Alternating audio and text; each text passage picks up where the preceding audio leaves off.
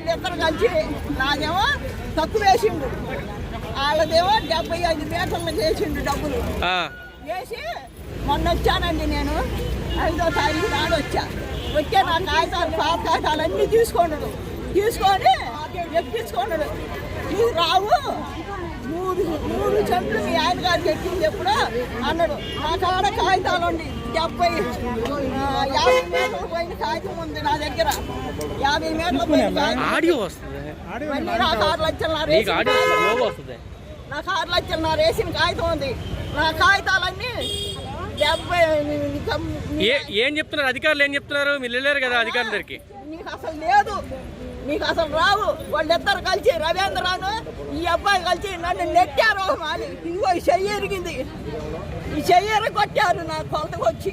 ఈ అబ్బాయే వచ్చిండు అప్పుడు నన్ను నారా చెర్ల పెట్టి ఇప్పుడు గోడ నా దాంట్లోనే ఉందండి.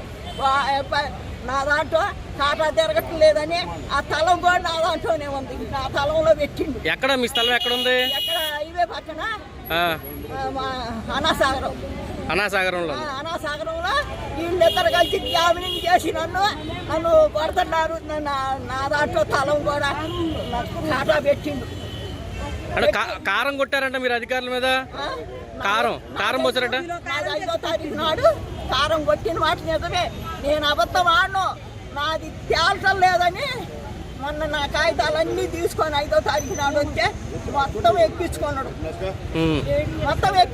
అండి. నా ఎందుకు ఎక్కించుకున్నావు అన్న, నీకేమీ లేదు.